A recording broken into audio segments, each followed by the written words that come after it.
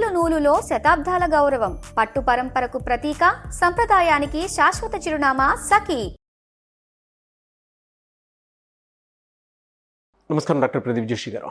శ్రీమాత్రి. ఈ వీడియోలో పర్టికులర్గా శుక్రవారానికి సంబంధించినటువంటి విషయంలో డబ్బుకి శుక్రవారానికి ఎటువంటి సంబంధం ఉంటుందని చాలామంది, అంటే దానికి సనాతన ధర్మం అసలు ఏం చెప్తుంది, చాలామంది అంటూ ఉంటారు కదా శుక్రవారం రోజు డబ్బులు ఇవ్వకూడదని చెప్పేసి. శ్రీ గురుభ్యో నమః. శ్రీమాత్రే నమః. శుక్రవారం, ఈ శుక్రవారానికి చాలా అద్భుతమైన విలువ ఉంది. గ్రహాలలో 2 గ్రహాలు శుభగ్రహాలు, గురువారము శుక్రవారం. శుక్రగ్రహము భోగభాగ్యాలకు, విలాసాలకు, ఆనందాలకు, సుఖ సంతోషాలకి, అన్నిటికీ, అంటే ఎక్స్టర్నల్ ప్లెజర్స్ ఏవైతే ఉన్నాయో వాటన్నిటికీ శుక్రుడే కీలకం. శుక్రుడు లేకపోతే మనం లేం. శరీరంలో శుక్రము అంటారు. శుక్రం అంటే ఏంటి? స్పర్మ్, వీర్యం. వీర్యం లేకపోతే మన జనరేషన్ ఉందా అంటే లేదు. రిప్రొడక్షన్ లేకపోతే మన జనరేషన్ లేదు. పోనీ శుక్రుడు మన జీవితంలో లేడు, మన జీవితంలో మనం సంతోషంగా ఉంటామా? లేము. భోగభాగ్యాలు లేవు, విలాసాలు లేవు, ఆనందం లేదు. శుక్రుడు అంటే ముఖ్యంగా స్త్రీ కూడా వస్తారు. శుక్రగ్రహము స్త్రీ గ్రహం. సో శుక్రుడు లేడు, స్త్రీ లేదు, జీవితంలో సంతోషం ఉంటుందా? ఉండదు. స్త్రీ లేని ప్రపంచాన్ని ఒక్కసారి ఊహించుకోండి, ఎంత దారుణంగా ఉంటుంది. అట్లాగే శుక్రుడు లేడు. శుక్రుడు లేడు అంటే ప్రపంచంలో ఆనందం లేదు, సుఖం లేదు, సౌభాగ్యం లేదు, భోగాలు లేవు, విలాసాలు లేవు, మోడుపోయిన జీవితం అంతే. సో శుక్రుడు జీవితంలో చాలా ఇంపార్టెంట్. జాతకంలో కూడా శుక్రుడు చాలా ఇంపార్టెంట్. ఎవరైనా జాతకంలో శుక్రుడు బాగా లేడంటే వాడికి జీవితంలో వాడి దగ్గర సిరి సంపదలు ఉంటాయి, సంపదలు ఉంటాయి, భోగభాగ్యాలు ఉంటాయి, అన్నీ ఉంటాయి, కానీ వాడికి గర్ల్ ఫ్రెండ్ ఉండదు, సుఖం ఉండదు వాడికి. వాడితో ఏ అమ్మాయి స్టిక్ అయి ఉండదు. ఒక 10 రోజులు, ఒక వారము, ఒక సంవత్సరం అంతే, బ్రేకప్ చెప్పి వెళ్ళిపోతుంది. మళ్ళీ వాడు చాలా మంచోడు ఉంటాడు, వాడికి ఏం జరుగుతుందో అర్థం కాదు, కానీ వాడితో మాత్రం అమ్మాయిలు ఉండరు ఎవరు. వాడి దగ్గర మంచి కార్లు ఉంటాయి. ఎందుకోసమని నేను చూశాను అట్లాంటి వాళ్ళని. ముంబైలో నా క్లయింట్స్ ఉంటారనమాట. వాడికి మంచి మంచి కార్లు ఉన్నాయి. ఇంట్లో దాదాపు ఒక 4 మోడల్ కార్లు ఉంటాయి. మెర్సిడీస్ బెంజ్ కానీ, BMW కానీ, బెంటిన్ అనేది అది కానీ, మంచి లగ్జరియస్ కార్స్ ఉంటాయి. కానీ వాడికి ఇప్పటికీ లైఫ్ పార్ట్నర్ దొరకట్లే, మంచి లైఫ్ పార్ట్నర్ దొరకలే. వాడి జీవితంలో ఒక 20-30 అమ్మాయిలతో డేటింగ్ చేశాడు, కానీ వాడికి ఒక మంచి అమ్మాయి జీవిత భాగస్వామి దొరకలే వాడికి. ఆ డేటింగ్లో డెంటింగ్ కూడా పడిపోయింది వాడికి. అంటే వచ్చిన ప్రతి అమ్మాయి వాడి దగ్గర లాక్కొని వెళ్ళిపోవడమే, డబ్బులు తీసుకొని పోవడమే తప్ప ఇంకేం లేదు. ఇంకా వాడికి ఎక్కడ కూడా పండిత్ జీ ముझे क्या, मुझे कोई लड़की नहीं मिलते क्या, मुझे शादी नहीं मिलते क्या. వాడు నా దగ్గర ఏడ్చేశాడు, లిటరల్ ఏడ్చేశాడు. मेरे पास सब कुछ है पंडित जी, इतना माल है, बीच के किनारे में किसी को भी फ्लैट भी नहीं रहते, मुझे मेरा एक बिल्डिंग है, मुझे कोई भी लड़की नहीं मिल रही थी అని అంటే వాడికి నేను కౌన్సిలింగ్ ఇచ్చిన తర్వాత ఒక రెమెడీ చేసిన తర్వాత ఒక 2 months తర్వాత పెళ్ళయింది. ఇప్పుడు మంచి అమ్మాయి దొరికింది వాడికి. కాకపోతే వాడికి అమ్మాయి ఇండియాలో దొరకలే, బికాస్ వాడి జాతక ప్రకారం వాడికి ఇండియాలో అమ్మాయి దొరకదు అని చెప్పి తెలిసింది నాకు. నువ్వు వెళ్ళి జర్మన్కి వెళ్ళి అమ్మాయిని తెచ్చుకో అని చెప్పాను. వాడు జర్మన్ వెళ్ళాడు, జర్మన్లో ఒక మంచి అమ్మాయి దొరికింది, అక్కడ మ్యారేజ్ చేసుకొని ఆ అమ్మాయిని తెచ్చుకున్నాడు. సో జర్మనీ అమ్మాయిని, స్పానిష్ కూడా, ఆమె జర్మన్ లాంగ్వేజ్ మాట్లాడుతుంది, ఆ అమ్మాయిని పెళ్లి చేసుకున్నాడు. మంచి 2 పిల్లలు పుట్టారు, బాగున్నారు, ఇప్పుడు హ్యాపీగా ఉన్నారు. సో శుక్రుడు బాగా లేదనుకోండి, అసలు నీకు సంసార సుఖం ఉండదు. ఇంకా నీ జీవితకాలం మొత్తం కూడా మొబైల్ తోటి ఫ్రెండ్షిప్ చేయాల్సిందే. కాబట్టి శుక్రుడు చాలా కీలకమైనటువంటి వాడి జీవితంలో.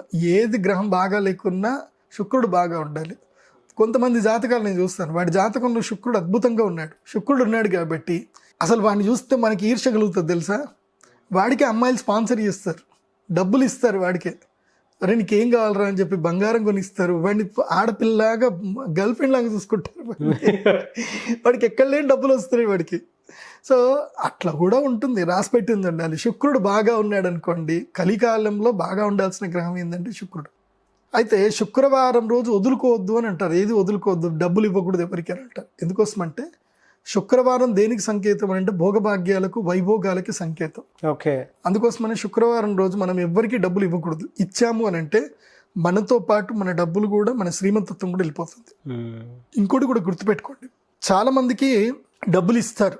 డబ్బులు ఇచ్చేటప్పుడు కూడా శుక్రవారం రోజు ఒకరు డబ్బులు ఇవ్వాల్సిన పరిస్థితి ఏర్పడితే డబ్బులు తీసుకెళ్ళి ఒక టేబుల్ మీద పెట్టండి, తీసుకో అని చెప్పండి, ఓకే. కానీ చేతులకి చేతి పెట్టి డబ్బులు ఇవ్వకండి. డబ్బులే కాదు, శుక్రవారం రోజు డబ్బులు ఇవ్వకూడదు, ఉప్పు అస్సలు ఇవ్వకూడదు, ఒకళ్ళు ఇంకోళ్ళ చేతికి ఇవ్వకూడదు, ఆవాలు ఇవ్వకూడదు ఇంకొకటి చేతికి.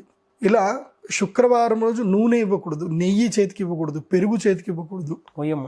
ఏది చేతికి ఇచ్చినా నీ యొక్క సంపదలు దాంతోపాటు వెళ్ళిపోతూ ఉంటాయి. ఓకే. కొన్ని వస్తువులు ఉంటాయి చేతికి తీసుకోకూడని వస్తువులు కొన్ని ఉంటాయి.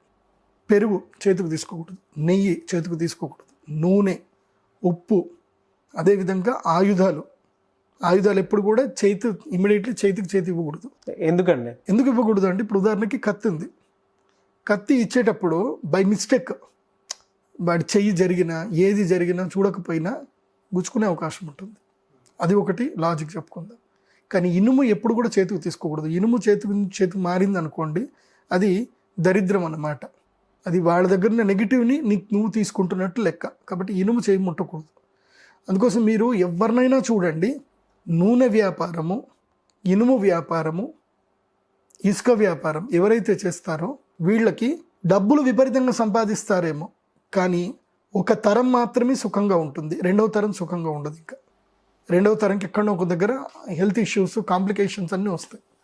మూడవ తరం అయితే గ్యారంటీ వస్తుంది, నేను చూశాను కాబట్టి. అందుకోసం ఇనుము వ్యాపారం చేసే వాళ్ళకి మేము పెద్ద పెద్ద రెమెడీస్ చేపిస్తాం. వాళ్ళకి, బాబు నువ్వు ఎంత సంపాదించవచ్చు ఇనుము మీద, నూనె మీద కూడా నువ్వు ఎంతైనా సంపాదించవచ్చు, కానీ నువ్వు రెమెడీ సరిగ్గా చేసుకోలేదు అనుకో ఎత్తి ఒక్కసారి కొడుతుంది అన్నమాట. అందుకోసమే ఇనుము తర్వాత నూనె ఇవి రెండు చేతికి ఇవ్వకూడదు. ఈ వ్యాపారం చేసినా తప్పకుండా ప్రతి సంవత్సరము ఒక పరిహారాలు తప్పకుండా చేయించుకోవాలి. నెక్స్ట్ ఉప్పు ఇవ్వకూడదు అని అంటారు. ఉప్పు కూడా ఏంటంటే ఈ ప్రపంచంలో అన్కంపారబుల్ వస్తువు ఏదైతే ఉందో అది ఉప్పు. అన్కంపారబుల్. ఉప్పు నువ్వు దేంతో పోల్చుతావు చెప్పు? పోల్చడానికి ఏమీ లేదు, ఉప్పు ఉప్పే. కాబట్టి ఆ ఉప్పు అనేటువంటి వస్తువు ఏంటంటే అది బరువైన వస్తువు, అందులోపల అది నెగిటివ్ని పారద్రోలే వస్తువు. అలాగే నెగిటివ్ని మనం ఇప్పుడు నేను ఇస్తున్నాను నీకు ఉప్పు, ఇస్తున్నప్పుడు ఏం చేస్తుందంటే అది నా నెగిటివ్ని పారద్రోలుతుంది. పారద్రోలినప్పుడు ఏం జరుగుతుంది, అది నీకు కూడా వచ్చేస్తుంది. నీ దగ్గరికి వచ్చిన తర్వాత నీ నెగిటివ్ పోవడం వేరు, కానీ నా దగ్గర ఉన్న నెగిటివ్ని అయితే నీకు ఫస్ట్ ఆపాదించేస్తుంది అది తీసుకొని. కాబట్టి ఉప్పుని ఎప్పుడు కూడా చేతికి తీసుకోకూడదు.